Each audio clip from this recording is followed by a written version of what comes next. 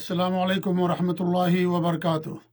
الحمدللہ رب العالمین واشہد ان لا الہ الا اللہ وحدہ لا شریک لہ واشہد ان محمدا عبدہ ورسولہ صلوات اللہ وسلامہ علیہ وعلی آلہ وعلی اصحابہ ومن اہتدی بہدیہ واستنى بسنتہ الی یوم الدین وبعد۔ معزز و مکرم و محترم ناظرین و مشاہدین و مشاہدات، قیامت کی چھوٹی نشانیوں کا تذکرہ آپ کے سامنے لگاتار کیا جا رہا ہے۔ آج انشاءاللہ اختصار کے ساتھ تفصیل میں نہ جاتے ہوئے قیامت کی دو چھوٹی نشانیوں کو ہم جاننے کی کوشش کریں گے۔ ایک ہے آج کے درس کی چھوٹی نشانیوں میں سے امت مسلمہ کے خلاف کفار و مشرکین کا کافر ملتوں اور قوموں اور جماعتوں کا یکجا ہو جانا اور ان سب کا مل کر کے مسلمانوں پر پل پڑنا۔ جس طریقے سے بھوکے دسترخوان پر پل پڑتے ہیں اور دسترخوان پر موجود چیزوں کو کھا کر کے ختم کرنے کی کوشش کرتے ہیں اور اپنے پیٹ کی بھوک کو مٹاتے ہیں، یہ بھی قیامت کی ایک نشانی ہے جو کئی بار پوری ہو چکی ہے، اور اس وقت امت مسلمہ تاریخ کی بہت ہی مشکل ترین دور سے گزر رہی ہے، اور وہ یہ ہے کہ آج مسلمان ہر طرف مظلوم ہیں، مقہور ہیں اور پسے ہوئے ہیں، ذلت و رسوائی ان کا مقدر بنی ہوئی ہے۔ تو یہ بھی ہمارے نبی کی ایک پیشین گوئی ہے، اور یہ اس وجہ سے ہے کہ لوگ دین کو چھوڑ دیں گے، شریعت کو چھوڑ دیں گے، اور لوگوں کے دلوں کے اندر دنیا کی محبت پیدا ہو جائے گی اور حرام کاروبار کرنا شروع کر دیں گے، اور موت کا خوف ان کے اندر آ جائے گا۔ بہت سارے اس کے اسباب ہیں مسلمانوں کی ذلت اور پستی کے۔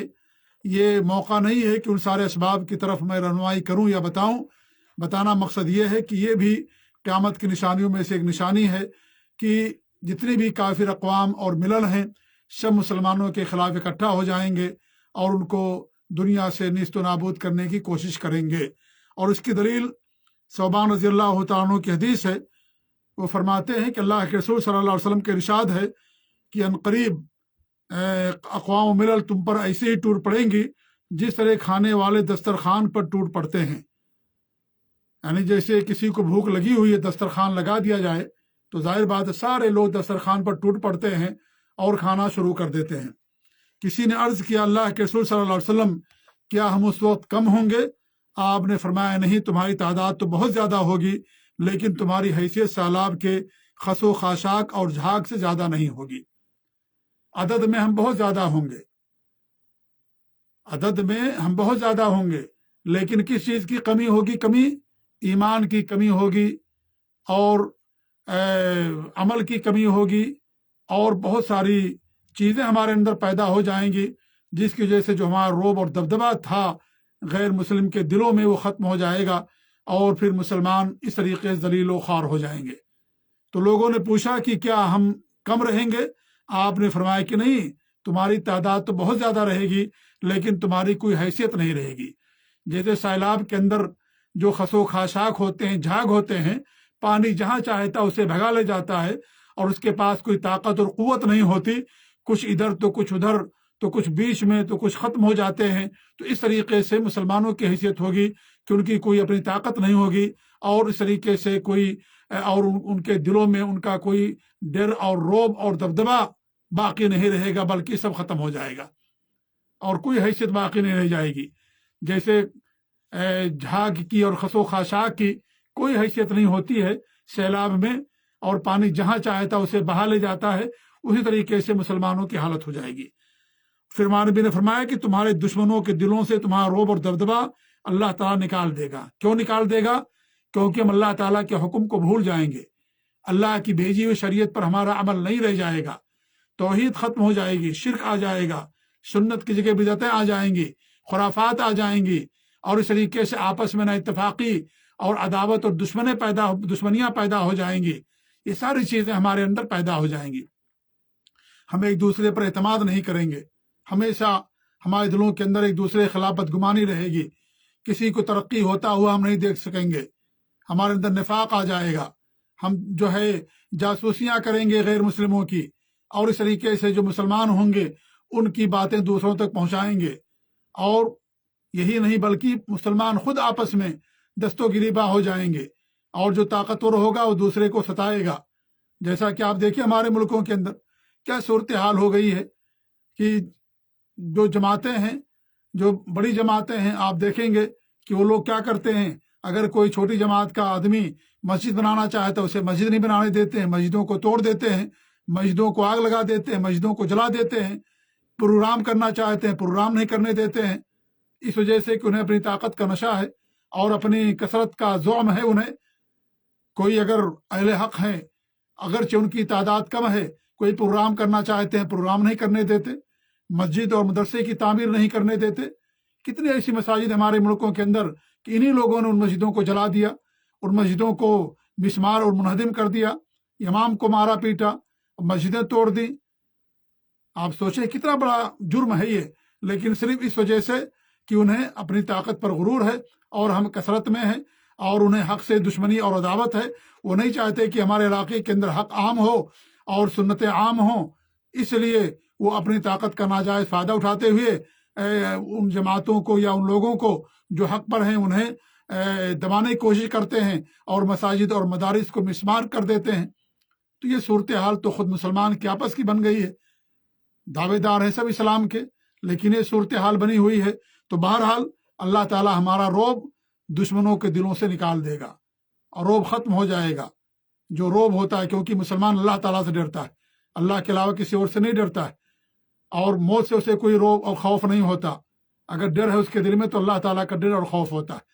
لیکن لوگوں سے ڈرنے لگیں گے اور چوہوں اور بچھوؤں سے اور جانوروں سے ڈرنے لگیں گے، اللہ پر ایمان کمزور ہو جائے گا ان کا، اللہ پر ان کا ایمان کمزور ہو جائے گا، اور اس طریقے سے تعویذ گنڈے اور شرک اور بدعات اور خرافات کے اندر وہ لوگ ملوث ہو جائیں گے۔ اسی وجہ سے جب ایک اللہ کا خوف دل سے نکلتا ہے تو دوسروں کا خوف ہمارے دلوں کے اندر طاری ہو جاتا ہے اور ہمارا روب دوسروں کے دلوں سے نکل جاتا ہے، کیونکہ اللہ تعالیٰ ہی طاقتور ہے۔ طاقت اور قدرت اور عزت اللہ کے ہاتھ میں ہے۔ اللہ تعالیٰ سے جو لو لگائے گا اللہ تعالیٰ اسے یہ چیز عطا کرتا ہے، اور جو اللہ تعالیٰ سے دوری بنائے گا اور اللہ تعالیٰ کا خوف دلوں میں رکھنے کے بجائے دوسروں کا خوف دل کے اندر پیدا کر لے گا تو اللہ تعالیٰ اس کا روب سارے لوگوں کے دلوں سے نکال دیتا ہے اور اس کی کوئی حیثیت باقی نہیں رہ جاتی۔ تمہارے نبی نے فرمایا کہ تمہارے دشمنوں کے دلوں سے اللہ رب العالمین تمہارا روب نکل جائے گا۔ جب انسان عمل میں، توحید میں، ایمان میں کمزور ہوتا ہے تو ہر جگہ کمزوری آ جاتی ہے، ہر جگہ کمزوری آ جاتی ہے انسان کے اندر۔ اس لیے سب سے بڑی طاقت ایمان کی ہے، توحید کی ہے، سنت کی طاقت ہے، اور قرآن و سنت پر عمل کرنے کی طاقت ہے۔ اس سے بڑی کوئی طاقت نہیں ہو سکتی، اور اسی طاقت کے بلبوتے ہمارے سلف صالحین ہمیشہ جیتا کرتے تھے۔ اسی طاقت کے بلبوتے اللہ رب العالمین نے انہیں دنیا کے اندر غلبہ عطا فرمایا۔ تو سب سے عظیم طاقت اللہ تعالیٰ کا خوف ہے، اللہ تعالیٰ سے ڈر ہے، توحید اور ایمان ہے، سنتوں پر عمل ہے، دین پر عمل ہے، آپسی اتحاد ہے۔ سارے کے سارے بڑے بڑے یہ بڑی طاقتیں ہیں۔ آج یہ ساری طاقتیں اور قوتیں اکثر مسلمانوں سے ناپید ہو چکی ہیں، ختم ہو چکی ہیں۔ مسلمان شرک کرنے لگا ہے، بدعات اور خرافات کا سیر ہو گیا ہے، آپس میں اختلافات، آپس میں بدگمانیاں، آپس میں لڑائی، اور آپس میں ایک دوسرے کے خلاف جاسوسیاں کرنا، شکایتیں لے جا کر کے پہنچانا، کیونکہ وہ ہمارے مسلک کے نہیں ہیں۔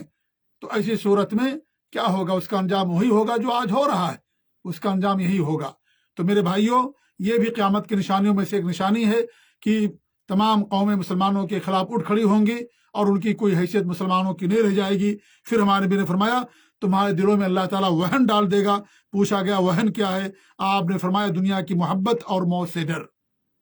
دنیا کی محبت ہو جائے گی، مال کے پیچھے بھاگیں گے، مال چاہیے چاہے کسی طریقے سے بھی ہم کو ملے، موت کا ڈر دلوں کے اندر بس جائے گا، لوگ موت سے ڈرنے لگیں گے، اللہ تعالیٰ سے محبت نہیں رہے گی، دنیا کی محبت آ جائے گی۔ اللہ تعالیٰ کا خوف اور ڈر رکھنے کے بجائے موت سے ہمارے دلوں کے اندر ڈر اور خوف پیدا ہو جائے گا۔ تو اس کا انجام یہ ہوگا نتیجہ کہ ہماری جو عزت تھی وہ ختم ہو جائے گی، اور اس طریقے سے امت مسلمہ کی حیثیت خشو خاشاک کی ہو جائے گی۔ اور ایک اور حدیث ہے جس میں آپ صلی اللہ علیہ وسلم فرمایا کہ جب تک تم اپنے دین کی طرف لوٹ کر کے نہیں آؤ گے اللہ تعالیٰ تمہیں دنیا کے اندر قوت اور غلبہ عطا نہیں کرے گا۔ ضروری ہے کہ انسان دین کی طرف پلٹ کر کے آئے۔ حضرت عمر رضی اللہ عنہ فرماتے تھے کہ اللہ رب العالمین نے ہمیں اسلام کے ذریعے سے عزت دی ہے، لہذا ہمیں غلبہ اور عزت اگر ملے گی تو اسلام سے ملے گی۔ اسلام کو چھوڑ کر کے انسان کو غلبہ نہیں ملے گا، عزت نہیں ملے گی انسان کو اگر انسان ایک مسلمان دین چھوڑ دیتا ہے۔ دین پر عمل پیرا ہونے میں انسان کے لیے عزت اور غلبہ اور سربلندی ہے، لہذا اگر ہم چاہتے ہیں دنیا کے اندر سربلندی تو اپنے دین کی طرف لوٹ کر کے آئیں، دین کی طرف لوٹ کر کے آئے انسان ایک مسلمان، تب اللہ رب العالمین سے دنیا کے اندر غلبہ عطا کرے گا۔ تو یہ بھی ایک نشانی ہے جو ہمارے نبی نے فرمائی کہ جو امت مسلمہ کے خلاف جو کافر قومیں اور قوت ملک ممالک ہیں یا ملتیں ہیں، وہ سب کے سب یکجا ہو جائیں گی۔ تو یہ بھی ایک نشانی ہے جو پوری ہو چکی ہے، جیسا کہ ہم نے بیان کیا۔ اس طریقے سے چھوٹی نشانیوں میں سے یہ بھی ہے کہ آخری وقت میں مسخ، خسف اور قذف کا ظہور ہوگا۔ مسخ کا مطلب یہ خلقت کی تبدیلی، جیسے بنو اسرائیل کی ایک قوم کو اللہ رب العالمین نے بندر اور سور بنا دیا تھا، تو اللہ رب العالمین نے ان کی پوری خلقت بدل دی، اس کو مسخ کہا جاتا ہے۔ اور خسف کا مطلب ہوتا ہے زمین میں دھسا دینا، زمین پھٹ جائے اور لوگ زمین کے اندر دھس جائیں، بلڈنگیں اور پوری عمارتیں زمین کے اندر دھس جاتی ہیں، لوگ زمین کے اندر دھس کر کے مر جاتے ہیں، تو یہ بھی اس کو خسف کہا جاتا ہے۔ اور قذف یہ ہے کہ آسمان سے پتھروں کی بارش، اسے قذف کہا جاتا ہے۔ جیسے قوم شعیب کو اللہ رب العالمین نے پتھروں کی بارش سے ہلاک کر دیا تھا، اور ابرہا اور اس کے لشکر پر چڑیوں کے ذریعے سے پتھروں کی بارش ہوئی، جس سے اس کے لشکر میں بھگدڑ مچ گئی اور پھر سب تباہ و برباد ہو گئے، تو اسے قذف کہا جاتا ہے۔ آسمان سے پتھروں کی بارش ہوگی اور مسخ ہوگا، تبدیل کر دیا جائے گا لوگوں کی شکلیں، اور زمین میں لوگوں کو دھسا دیا جائے گا۔ تو یہ بھی قیامت کی نشانیوں میں سے نشانیاں ہیں جو آج کے دور میں پوری ہو چکی ہیں یا پائی جاتی ہیں، یا اور آگے آنے والے زمانے میں یہ چیزیں اور کثرت سے ہوں گی۔ آپ دیکھیں زلزلے آ جاتے ہیں، زمین پھٹ جاتی ہے، بلڈنگ اور پورا شہر تباہ ہو جاتا ہے، لوگ اس کے اندر یعنی موت کا لقمہ بن جاتے ہیں۔ تو یہ جو مسخ ہے، یہ خسف ہے، یہ ہوتا رہتا ہے، یہ چیز ہوتی رہتی ہے۔ اور اس طریقے سے پتھروں کی بارش ہوتی رہتی ہے۔ آپ دیکھیں آسمان سے بڑے بڑے اولے اور پتھر برستے ہیں، پوری فصل تباہ و برباد ہو جاتی ہے، اور کبھی کبھی تو انسان بھی اس کے اندر مر جاتے ہیں۔ تو یہ چیز بھی ہو رہی ہے، اور آنے والے دنوں میں اور کثرت سے یہ چیز ہو سکتی ہے، کیونکہ ہمارے نبی صلی اللہ علیہ وسلم نے فرمایا ہے کہ یہ چیز ہو کر کے ضرور رہے گی۔ عمران بن حسین رضی اللہ عنہ سے روایت ہے کہ اللہ کے رسول صلی اللہ علیہ وسلم نے فرمایا اس امت میں خسف، مسخ اور قذف ہوگا۔ مسلمانوں سے ایک آدمی نے کہا یہ کب ہوگا اللہ کے رسول صلی اللہ علیہ وسلم؟ تو آپ نے فرمایا جب گلوکارائیں اور آلات موسیقی ظاہر ہو جائیں گے۔ سنن ترمذی کی روایت ہے، امام البانی رحمۃ اللہ علیہ نے اس کو صحیح الجامع کے اندر اور صحیح سنن ترمذی کے اندر ذکر کیا ہے۔ تو اس سے معلوم ہوا کہ یہ چیز ہوگی جب لوگ یعنی گلوکارائیں ظاہر ہوں گی، گانے پر لوگ توجہ دیں گے، موسیقی پر توجہ دیں گے، اور لوگ قرآن چھوڑ دیں گے، حدیثوں کو چھوڑ دیں گے، کتاب اللہ سنت رسول پر عمل چھوڑ دیں گے، اور گانے اور بجانے اور فلموں اور ان تمام چیزوں سے لوگ اپنے وقت کو گزاریں گے اور ان کے اندر دلچسپی لیں گے۔ تو ظاہر بات ہے یہ چیز اس وقت ہوگی، اور ان کی شکلیں بدل دی جائیں گی، اور زلزلے بھی آئیں گے، اور اس طریقے سے آسمان سے پتھروں کی بارش بھی اللہ رب العالمین فرمائے گا۔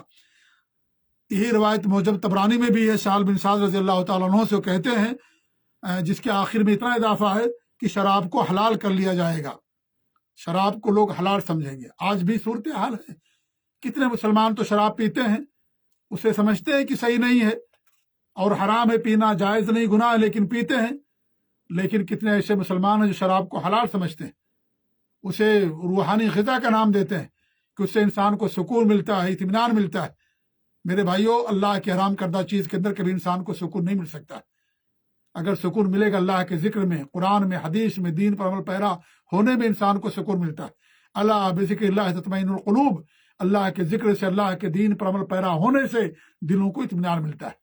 تو سکون ملے گا، اطمینان ملے گا اللہ کے بھیجے ہوئے دین پر عمل پیرا ہونے سے، کیونکہ سکون دینے والا اللہ رب العالمین ہے، اور اللہ سکون انہی لوگوں کو دیتا ہے جو اس کے دین پر عمل پیرا ہوتے ہیں، اس کے دین کے مطابق زندگی گزارتے ہیں، قرآن کی تلاوت کرتے ہیں، حدیثوں پر عمل کرتے ہیں، نمازوں کی پابندی کرتے ہیں، توحید پر قائم رہتے ہیں، شرک سے بچتے ہیں، بدعت و خرافات سے بچتے ہیں، اور اس طریقے سے امر بالمعروف اور نہی عن المنکر کا فریضہ انجام دیتے ہیں اپنی حیثیت اور وسعت کے مطابق۔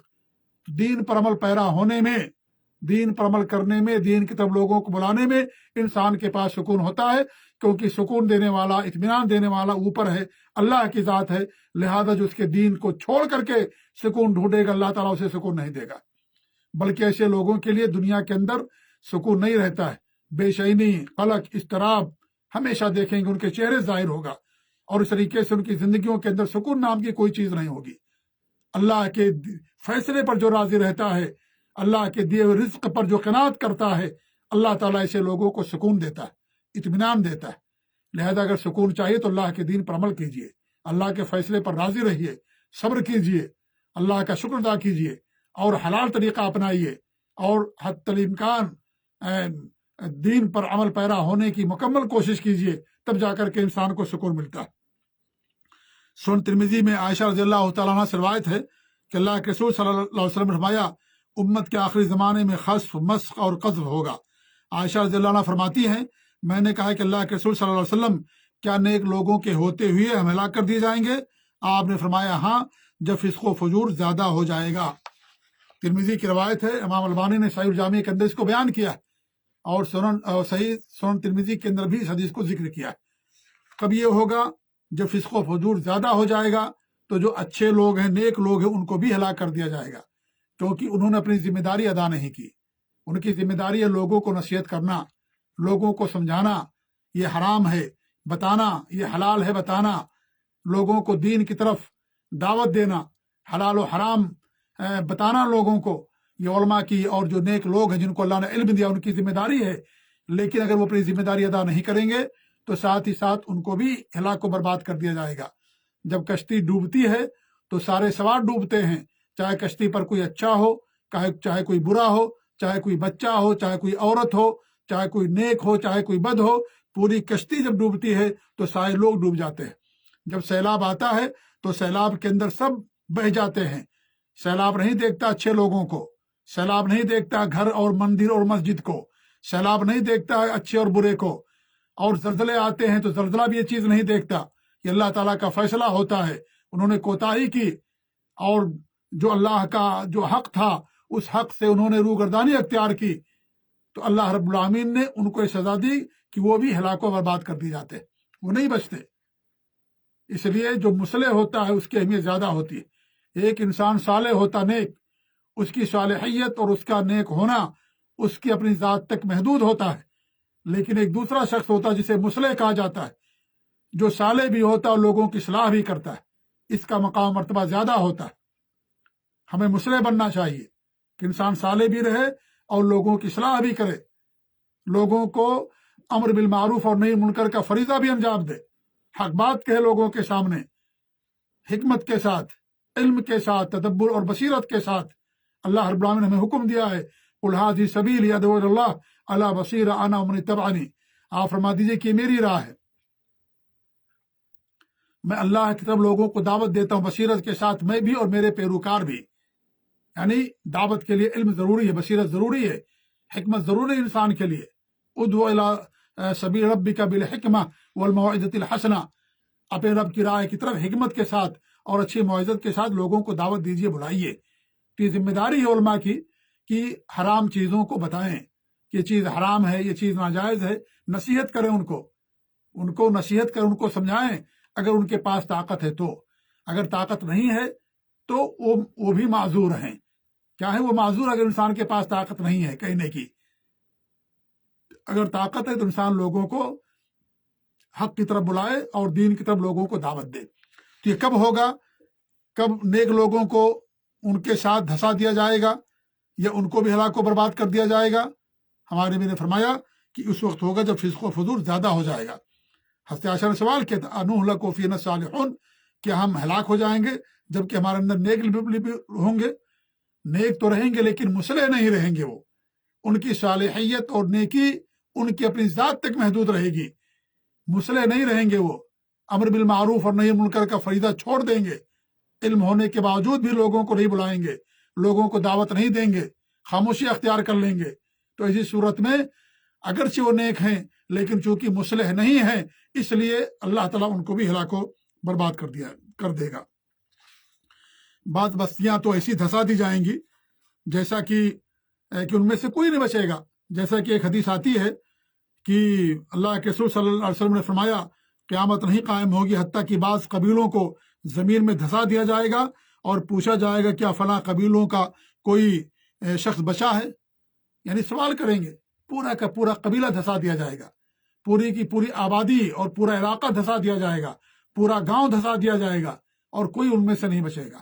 پوچھیں گے لوگ کیا کوئی بچا ہے, معلوم پڑے گا کوئی بھی نہیں بچا. یعنی مطلب یہ ہے کہ اتنی کثرت سے لوگوں کو زمین کے اندر دھسا دیا جائے گا. تو یہ سب قیامت کی نشانیاں ہیں جو پوری ہو رہی ہیں اور آخری زمانے میں اور پوری ہوں گی. اللہ کے رسول صلی اللہ علیہ وسلم کی ایک حدیث ہے کہ یہ آخری زمانے میں امت محمدیہ کہ ان لوگوں کو دھسا دیا جائے گا جو حرام چیزوں کو حلال کر لیں گے. اس کی دلیل کیا ہے؟ ابن عباس رضی اللہ عنہ فرماتے ہیں کہ اللہ کے رسول صلی اللہ علیہ وسلم کے ارشاد ہے, اس ذات کی قسم جس کے ہاتھ میں میری جان ہے, میری امت کے کچھ لوگ فخر و غرور اور لہو و لعب میں رات بھر عیش منائیں گے, لیکن صبح کے وقت وہ بندر اور خنزیر بنا دیے جائیں گے, اس وجہ سے کہ وہ حرام کو حلال کر دیں گے, گانے والیوں کے ساتھ مستی کریں گے, سود کھائیں گے اور ریشم کا لباس پہنیں گے. یہ مسند احمد کی صحیح روایت ہے. یعنی کیا کریں گے وہ لوگ؟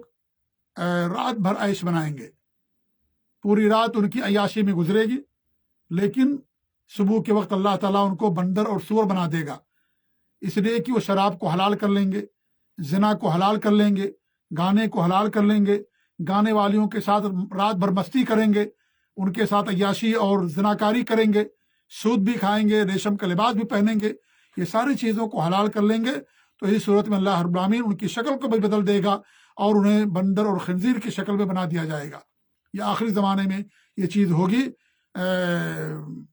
اور یہ مسند احمد کی صحیح روایت ہے. اور یہ چیز کب ہوگی؟ جیسا کہ میں نے اس سے پہلے بیان کیا کہ امر بالمعروف اور نہی عن المنکر کا فریضہ جب ختم ہو جائے گا اور لوگ جب صرف اپنی ذات کو دیکھیں گے کہ میں صحیح ہوں, کوئی دوسرا رہے نہ رہے, ہمیں اس سے کیا فرق پڑتا ہے, میں ہدایت پر ہوں, صحیح راستے پر ہوں. جب یہ چیز ہمارے اندر آ جائے گی تو یہ چیز ہوگی کہ خسف اور مسخ اور قصد جو ہے یہ چیز ہوگی. اور اس کا نتیجہ کیا نکلے گا؟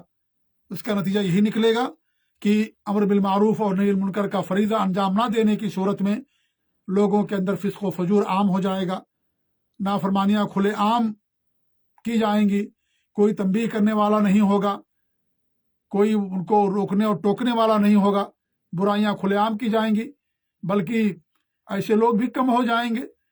اور اسی لیے ان گنہگاروں کے ساتھ جو نیک لوگ ہوں گے ان کو بھی ڈبو دیا جائے گا اور ان کو بھی ہلاک و برباد کر دیا جائے گا. تو اللہ تعالیٰ کو عذاب ہوتا ہے, اللہ کے عذاب میں کوئی تفریق نہیں ہوتی ہے. اور یہ جو اللہ تعالیٰ عذاب بھیجتا ہے جو عموم سب کے لیے ہوتا ہے, تو میرے بھائیوں یہ بھی قیامت کی نشانیوں میں سے ہے جو کہ آخری زمانے میں خاص طور سے خسف ہوگا, مسخ ہوگا اور قذف ہوگا. اور جو ہم میں سے اچھے لوگ ہوں گے ان کو بھی اللہ تعالیٰ ان لوگوں کے ساتھ ہلاک اور برباد کر دے گا.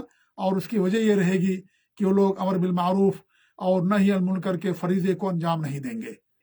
اور ظاہر بات یہ طاقت کے باوجود بھی انجام نہیں دیں گے, کیونکہ اگر ان کے پاس عذر ہوتا تو اللہ تعالیٰ ان کو ہلاک نہیں کرے گا. لیکن ان کے پاس کوئی عذر نہیں ہے, وہ کر سکتے ہیں, فریضہ انجام دے سکتے ہیں, بھلائی کا حکم دے سکتے تھے, لیکن کوتاہی کی تو کوتاہی کے نتیجے میں ان کو بھی ہلاک و برباد کر دیا جائے گا. جیسے گنہگاروں کو دین چھوڑنے اور دین پر عمل نہ کرنے کی وجہ سے یا دین میں کوتاہی کی وجہ سے ہلاک و برباد کر دیا جائے گا, ایسے ہی یہ فریضہ نہ انجام دینے کی وجہ سے جو نیک لوگ ہوں گے, علماء ہوں گے, ان کو بھی تباہ و برباد کر دیا جائے گا. اللہ تعالیٰ سے ہماری دعا ہے کہ رب العالمین ہمیں حق پر قائم رکھے اور اس فریضے کو اپنی حیثیت کے مطابق اللہ تعالیٰ ہم سب کو ادا کرنے کی توفیق دے. اللہ تعالیٰ ہم سب کی حفاظت فرمائے اور اللہ رب العالمین ہم مسلمانوں کو دنیا کے اندر عزت, سربلندی اور غلبہ عطا فرمائے, اور ہمارے اندر جو خامیاں ہیں اور جو گمراہیاں ہیں اللہ تعالیٰ ان کو دور کرے. آمین رب العالمین. وصلی اللہ علی نبینا محمد وعلی آلہ وصحبہ اجمعین, وجزاکم اللہ خیر, والسلام علیکم ورحمۃ اللہ وبرکاتہ.